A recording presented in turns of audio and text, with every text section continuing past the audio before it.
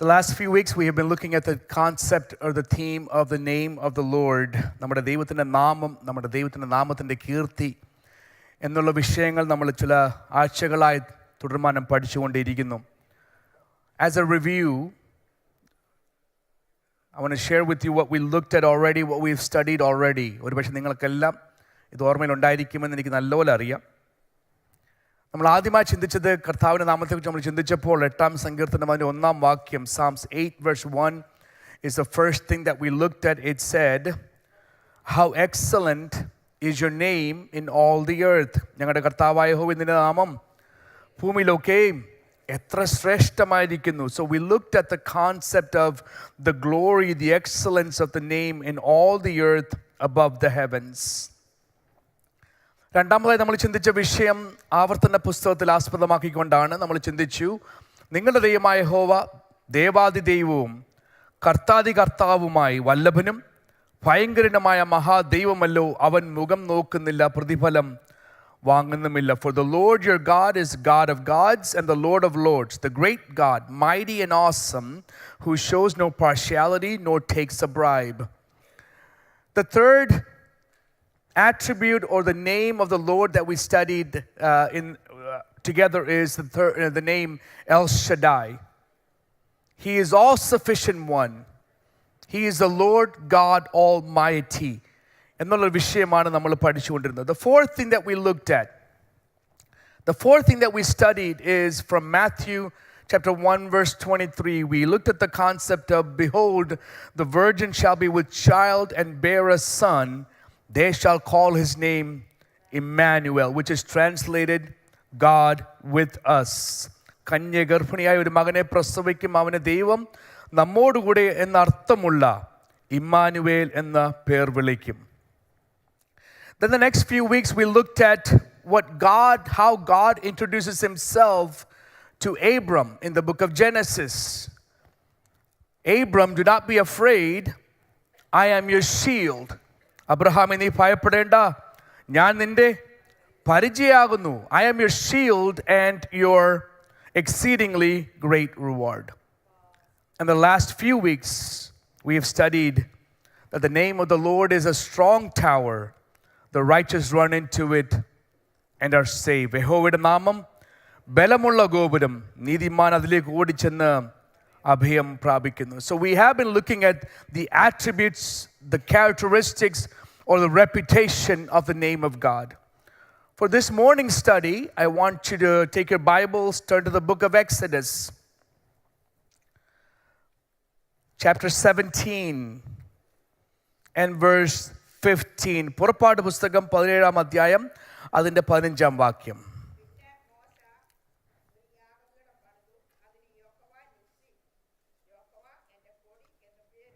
Yes. Exodus chapter 17 and verse 15, this says, "And Moses built an altar and called the name of it, the Lord is my banner." So far, the names that we have studied have a different theme to it. The reputation of the name of the Lord, for example, in Psalms 8, that reputation is the psalmist, marvelous wonder, awe of the Lord and his name. When God speaks to Abram, God is introducing himself to Abram and saying, "Who am I to you? Who I will be to you." The writer of Proverbs gives us an assurance as to what the name of the Lord means, how it can apply to us on a day-to-day life. Here, Moses actually builds an altar and he names the altar Jehovah Nissi. The Lord is my banner. Do we name things? നമ്മളും സാധനങ്ങൾക്ക് പേരിടാറുണ്ടോ? Some of the young people have recently started a trend. They will name the cars they purchase. So many of them have names to a cars. I don't know if any of you do that. Way back in Dallas, we were at a youth convention. So there was this young man who was a bit flashy young man. He comes in with a Mercedes Benz. He parks it.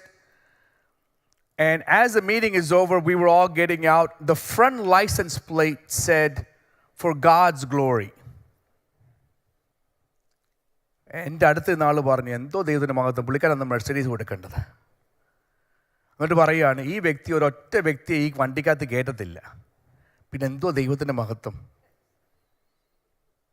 He doesn't let anybody get in this car, but the car's license plate said, "For God's glory."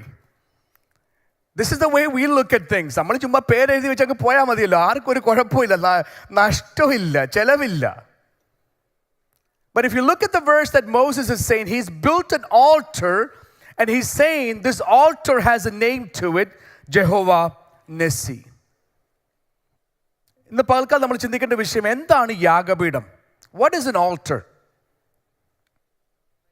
What does an altar represent? യാഗപീഠം എന്താണ് പ്രതിദാനം ചെയ്യുന്നത്? Right? Altars, if you look at it, always this is the place where there's communion between God and his people. ദൈവത്തിൻ്റെ ജനവും തമ്മിൽ ഒരു കൂട്ടായ്മ അനുഭവിക്കുന്ന ഒരു സ്ഥലമാണ്, അവസരമാണ് യാഗപീഠം. If you look at throughout scriptures, altars are central to worship services. എല്ലാ ആരാധന കൂട്ടായ്മകളിലും ഒരു യാഗപീഠം ഏറ്റവും അത്യാവശ്യമാണ്. നമുക്കത് വചനം മുഴുവൻ കാണുവാൻ സാധിക്കുന്നുണ്ട്.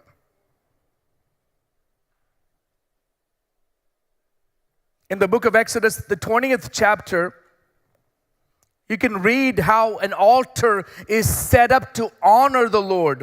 പുറപ്പാട് 20:24 ഒന്ന് വായിക്കാം.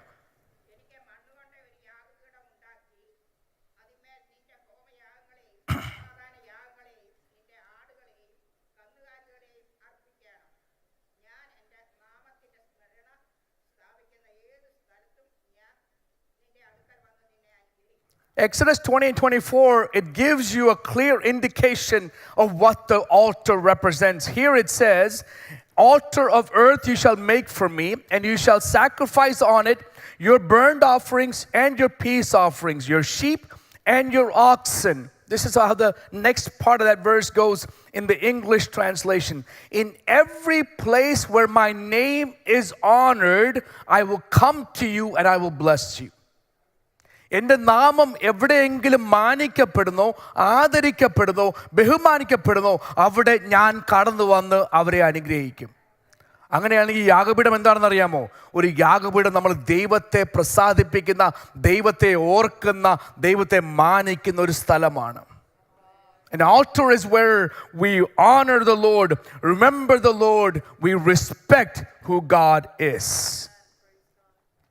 The beauty of that verse is, the Lord God says, wherever my name is honored or remembered, my blessings are there.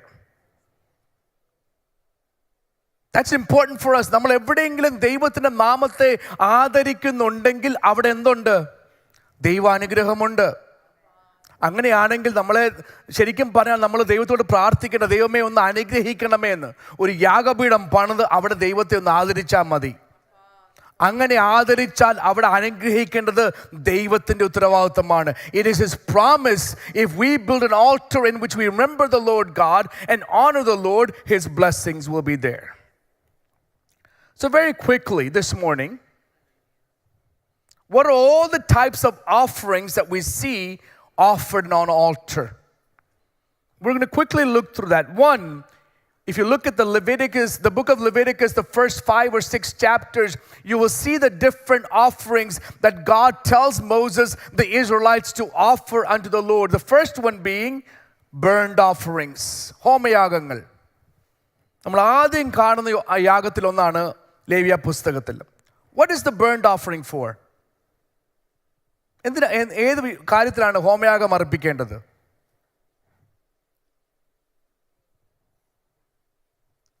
എല്ലാവരും പറയുന്ന പഴയ നിയമം വേണ്ട അല്ലേ? പഴയ നിയമത്തിലെ യാഗങ്ങളൊന്നും നമുക്ക് ഇപ്പോൾ ഒന്നും വേണ്ട. പക്ഷെ പഴയ നിയമത്തിലെ യാഗത്തിനും പുതിയ നിയമത്തിൽ അതിനൊരു ഇതുണ്ട് കേട്ടോ, അർത്ഥമുണ്ട്. The first offering is the burnt offerings, ഹോമയാഗങ്ങൾ. It is done for total atonement.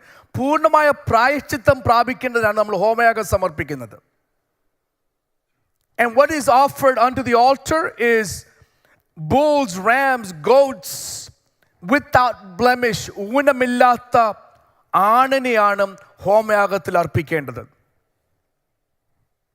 It's for the dedication, it's for the atonement. That's a foreshadowing of what happens in the New Testament. In the Old Testament, the burnt offering is offered unto the Lord because it is for atonement. What is the foreshadowing of the fulfillment of the New Testament? In the New Testament, Christ was offered as a perfect sacrifice for the atonement of all people. പഴയ നിയമത്തിൽ പ്രായശ്ചിത്തത്തിന് വേണ്ടി ഒരു ആടിനെയോ ഊനമില്ലാത്ത ആണിനെ സമർപ്പിക്കുമ്പോൾ പുതിയ നിയമത്തിൽ അതിൻ്റെ പൂർത്തീകരണം നമ്മൾ കാണുന്നു. ഒരു വാട്ടവുമില്ലാത്ത ഒരു ചുളുക്കവുമില്ലാത്ത ഏറ്റവും നല്ല മേന്മേറിയ യാഗമാണ് നമ്മുടെ കർത്താവായ യേശു ക്രിസ്തു. സകല ജാതിക്കും സകല മനുഷ്യർക്കും പ്രായശ്ചിത്തമായി നമ്മുടെ കർത്താവ് ക്രൂശിൽ യാഗമായി തീർന്നു. That's the first offering. Second is the grain offering, ഭോജനയാഗം. What is the grain offering for? It is thanksgiving for God's provision. ദൈവത്തിൻ്റെ കരുതലിന് വേണ്ടി നമ്മളിൽ ഉണ്ടാകുന്ന നന്ദി സൂചകമാണ് ഈ ഭോജനയാഗം. That is what grain offering is. There's a foreshadowing in the Old Testament, which is the grain offering. In the New Testament, what is that? Christ says, I am the bread of life. പുതിയ നിയമത്തിൽ കർത്താവ് പറഞ്ഞു, ഞാൻ ജീവന്റെ അപ്പമാകുന്നു. പഴയ നിയമത്തിൽ Israel മക്കൾ ഭോജനയാഗങ്ങളെ അർപ്പിക്കുമ്പോൾ യേശു ക്രിസ്തു പറയുന്നു, ഞാനാണ് യഥാർത്ഥമായ ഭോജനയാഗം. I am the bread of life.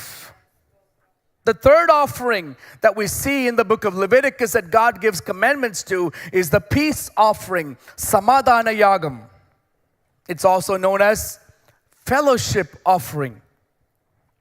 What does that offering symbolize? What is the peace offering given for?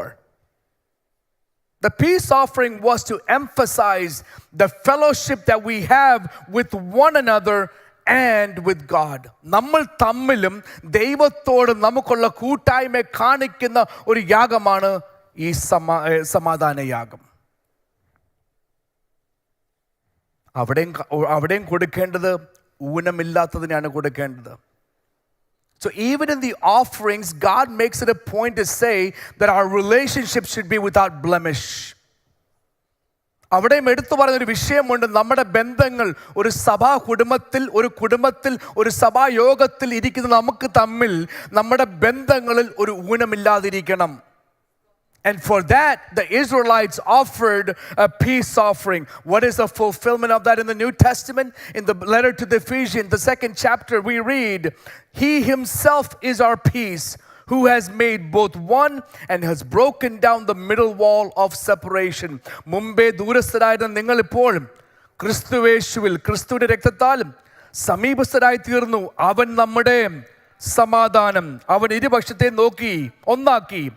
ചട്ടങ്ങളും കൽപ്പനകളുമായ ന്യായപ്രമാണം എന്ന ശത്രുത്വം തന്റെ ജഡത്തിൽ നീക്കി വേർപാടിനെ നടിച്ചുവർ ഇടിച്ചു കളഞ്ഞു. In the offering at the cross, that peace offering was fulfilled.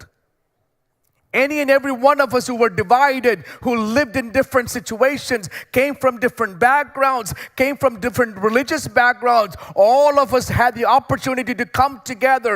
Why? Because Jesus Christ was the best peace offering.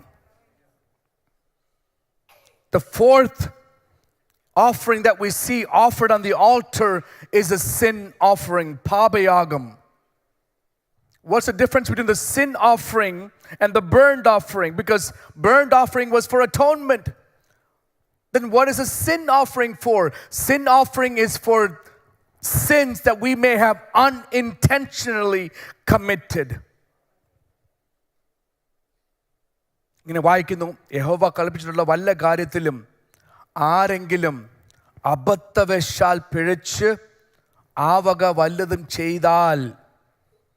So there are things that we do, sins that we commit, that's unintentional. So when we commit unintentional sins, there's a sin offering that the Israelites offered. What is the fulfillment of that in the New Testament? In John chapter 1 verse 29, John stood there and said, Jesus Christ is the Lamb of God who will be slain and will be carrying the sins of the whole world. നമ്മൾ അറിയാതെ പാപം ചെയ്താലും അതിനു വേണ്ടി ഒരു യാഗമുണ്ടായിരുന്നു കേട്ടോ. And the last offering that we see there is a trespass offering, അല്ലെങ്കിൽ അകർത്തി യാഗം. It's a guilt offering. It's atoning for sins against God and others.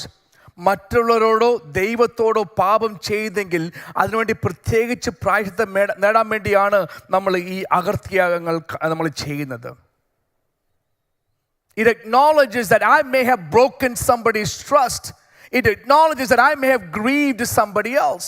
In that process of knowing I may have hurt somebody's life, I may have grieved somebody, I may have caused somebody to stumble, because I acknowledge that, in remedying that, in restitution for that, I offer a trespass offering. അതിൻ്റെ പൂർത്തീകരണം പുതിയ നിയമത്തിൽ നമ്മൾ കാണുവാൻ സാധിക്കുന്നുണ്ട്. We see the fulfillment of that in the Gospel of Matthew. അവിടെ വായിക്കുന്നു, ആകയാൽ നിന്റെ വഴിപാട് യാഗപീഠത്തെങ്കിൽ കൊണ്ടുവരുമ്പോൾ സഹോദരന് നിന്റെ നേരെ വല്ലതും ഉണ്ടെന്ന് അവിടെ വെച്ച് ഓർമ്മ വന്നാൽ നിന്റെ വഴിപാട് അവിടെ യാഗപീഠത്തിന് മുൻപിൽ വെച്ചേച്ച് ഒന്നാമത് ചെന്ന് സഹോദരനോട് നിരന്നുകൊള്ളുക, പിന്നെ വന്ന് നിന്റെ വഴിപാട് കഴിക്കുക. പ്രായശ്ചിത്ത യാഗത്തിൻ്റെ പഴയ നിയമ പൊരുളും അതിൻ്റെ പൂർത്തീകരണവും പുതിയ നിയമത്തിൽ നമ്മൾ ഇവിടെ വായിക്കുന്നു. If you're presenting a sacrifice at the altar in the temple and you suddenly remember that someone has something against you, leave your gift there before the altar and go your way. First be reconciled to your brother, then come and offer your gift. That's what the Lord God requires of us. So when we come before the altar of the Lord, it's not meant to be a casual perspective. It is a very serious thing. And offerings made on the altar should be costly. It should be valuable. It should be precious. നമ്മൾ യാഗപീഠത്തിന്മേൽ സമർപ്പിക്കുന്ന ആ സമർപ്പണങ്ങളുണ്ടല്ലോ, അത് വെറുതെ നമുക്കൊരു ഒരു ചെലവില്ലാത്ത വിഷയമല്ല. ഏറ്റവും വില കൂടിയതാണ് നമ്മൾ ദൈവത്തിന് വേണ്ടി സമർപ്പിക്കേണ്ടത്. That's what the altar is for. Abraham, I am asking you to offer your son Isaac as a sacrifice. Why? Because in this season of your life, Isaac is the most precious thing to you.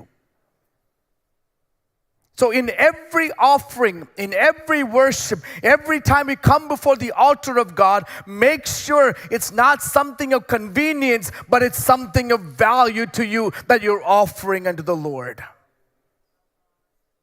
Do you remember what the first altar was in the Bible? Anybody remember what the first altar in the Bible was? ആരെണ്ടൊക്കെ പറയുന്നുണ്ട്. No, first altar. Not Cain and Abel. They were the first worship service. Yes, who said Noah?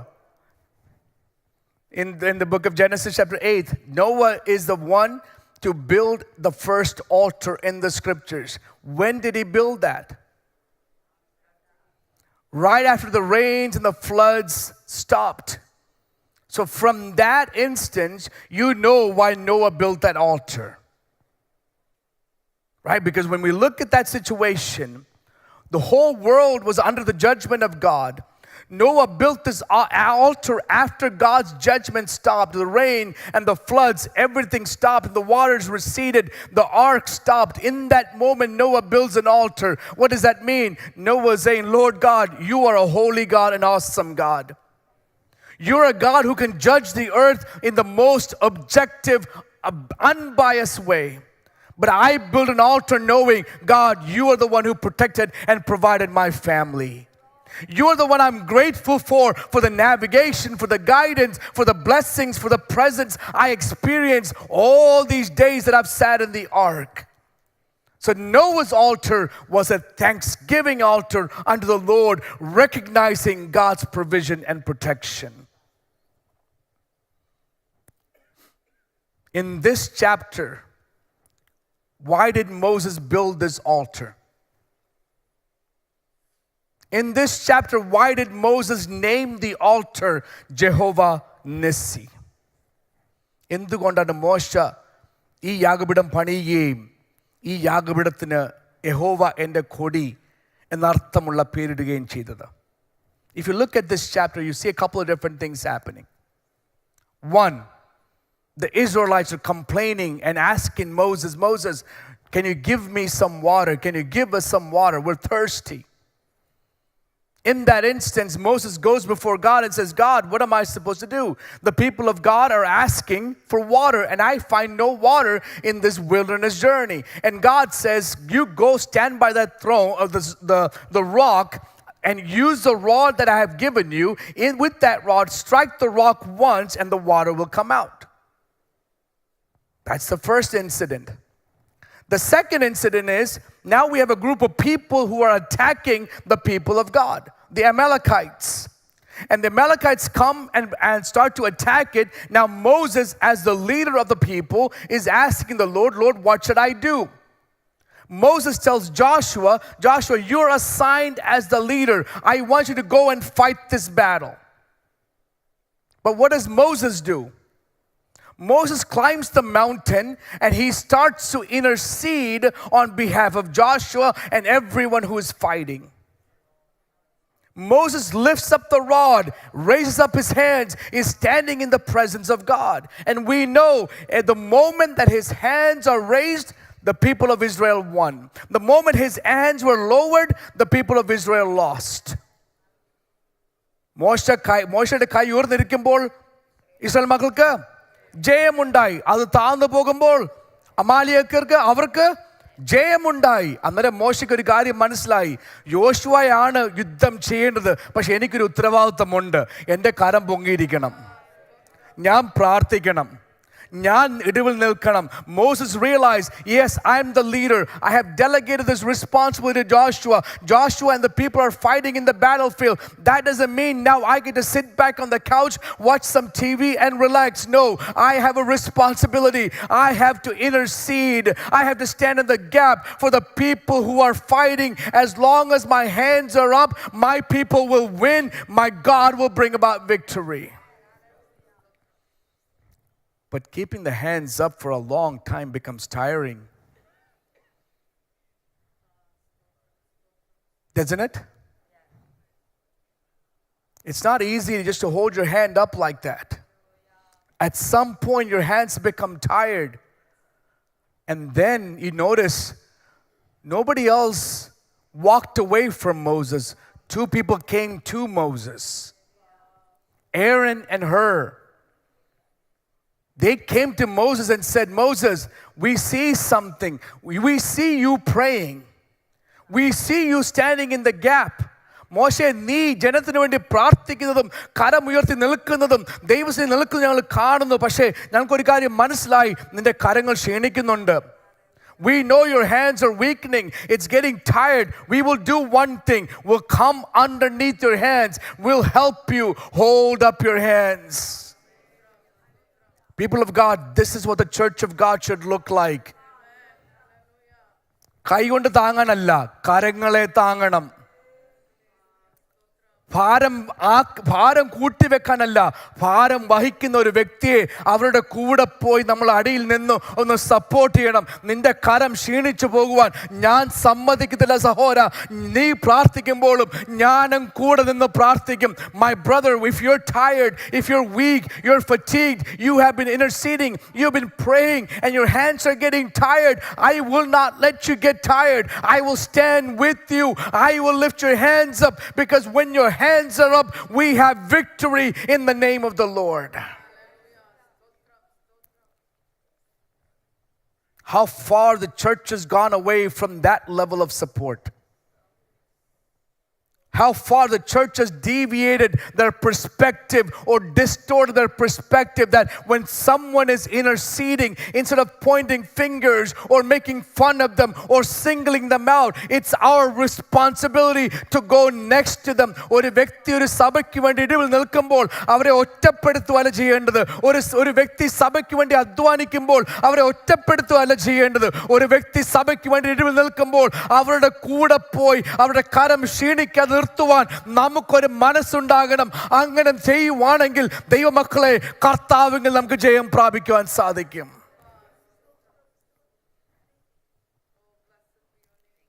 What is the hardest part? Joshua fighting in the battlefield or Moses praying on the mountain? What is the most difficult thing to do? Is it to fight the enemy or to pray and fight on your knees? Both are difficult.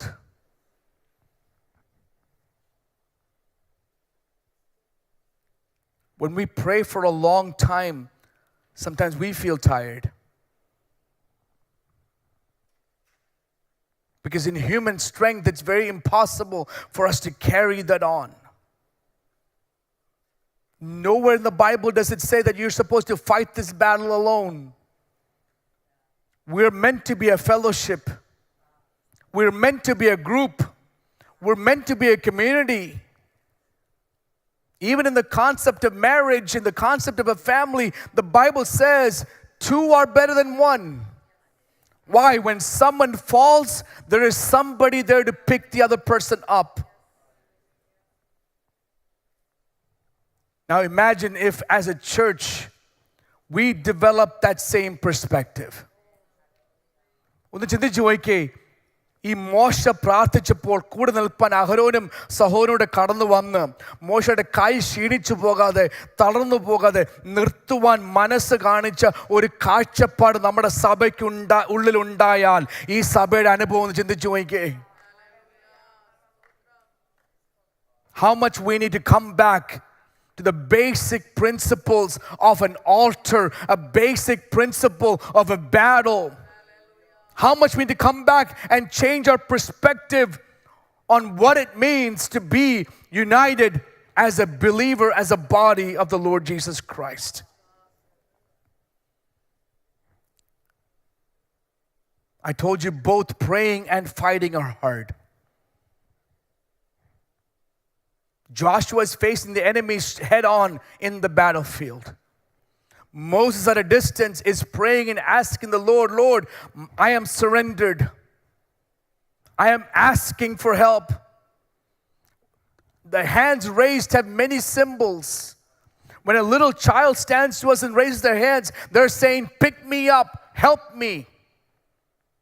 If you're in the battlefield, you raise your hands, you're saying, I have surrendered. When you kneel by your bed and you raise your hands, you're saying, Lord God, I trust in you and you alone. So hands raised carries multiple symbols.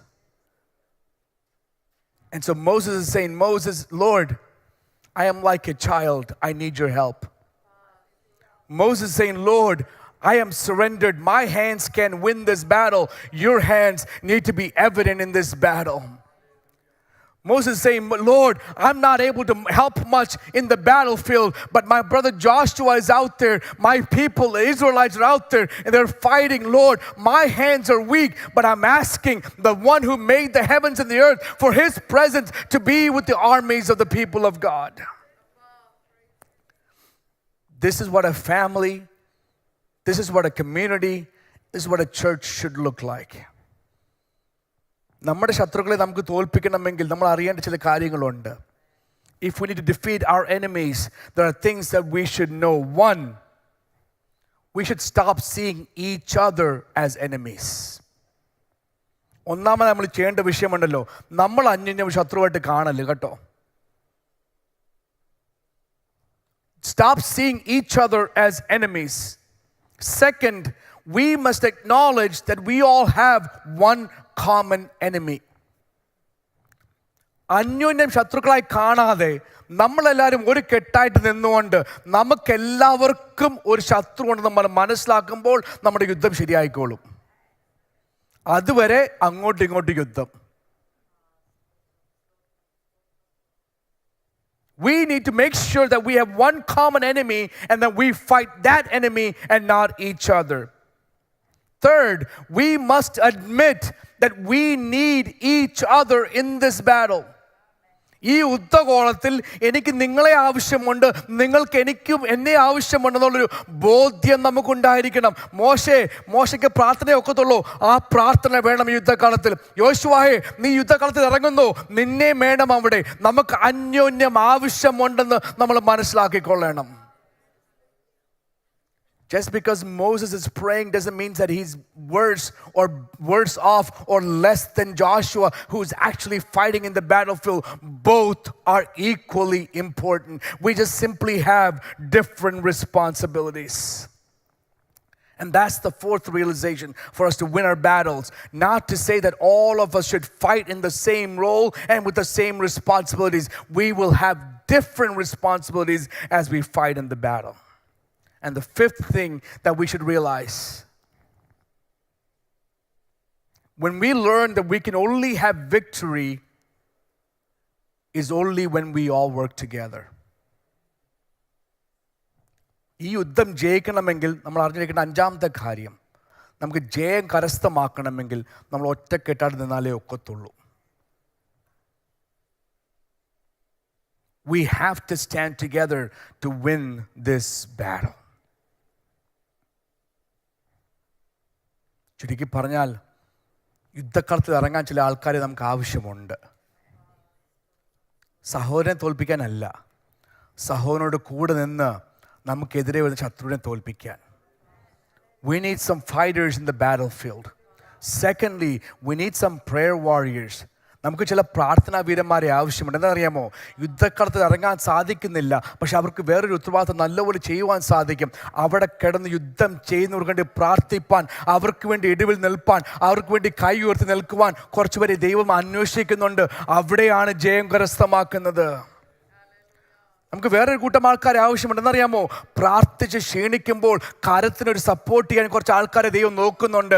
We need some people to come and offer support as the prayer warriors are fighting on their knees with their hands up. So everyone in this battlefield has a responsibility.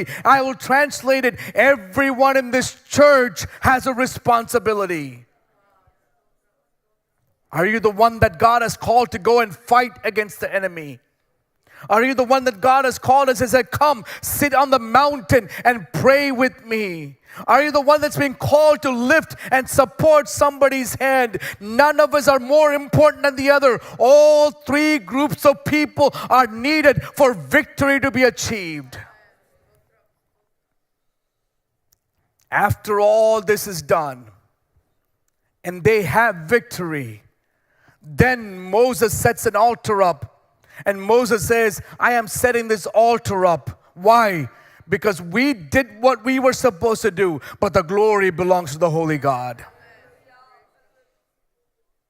മോശ ആ യാഗപീഠം പണിഞ്ഞപ്പോൾ Israel ജനത്തോടും യോശുവയോടും എടുത്തു പറയുന്ന ഒരു യാഥാർത്ഥ്യം, അതിനകത്ത് അടങ്ങിയിരിക്കുന്ന ഒരു യാഥാർത്ഥ്യമുണ്ട്. യോശുവ, നീ യുദ്ധം ചെയ്തു. മോശയായ ഞാൻ ഇവിടുന്ന് കരമുയർത്തി പ്രാർത്ഥിച്ചു.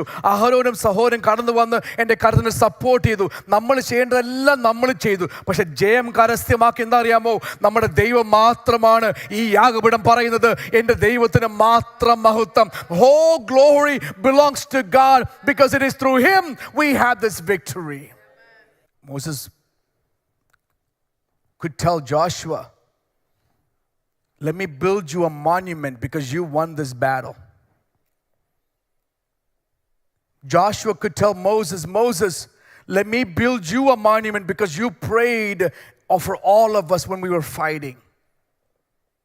And Moses and Joshua could turn to Aaron and Hur and say, let me build you a monument because you supported me when I was weak. പക്ഷേ നേതാവായ മോശ പറഞ്ഞു, യോശുവയെ, നിനക്കല്ല മഹത്വം, എനിക്കല്ല മഹത്വം, അഹരോനല്ല മഹത്വം, വാളെടുത്തവനല്ല മഹത്വം, യുദ്ധം ചെയ്തവനല്ല മഹത്വം. നമ്മളെല്ലാം ചെയ്യേണ്ടത് മാത്രമേ ചെയ്തുള്ളൂ. പക്ഷെ നമുക്ക് വിജയം തന്നത് നമ്മുടെ കർത്താവായ ദൈവം മാത്രമാണ്. The glory belongs to the holy God. And the reason why he named it Jehovah Nissi, the Lord is my banner, because Moses is telling the people of Israel, and Moses is telling Joshua, and Moses is telling us this morning, if we fight under the banner of the Lord Jesus Christ, we have victory. ദൈവം വിജയമായി, അല്ലെങ്കിൽ കർത്താവ് ജയമായി എന്ന കൊടിയുടെ കീഴിൽ നമ്മൾ ഒരുമിച്ച് ഒറ്റക്കെട്ടായിട്ട് നമ്മൾ യുദ്ധം ചെയ്യുന്നെങ്കിൽ ഉറപ്പുണ്ട് വിജയം നമുക്ക്.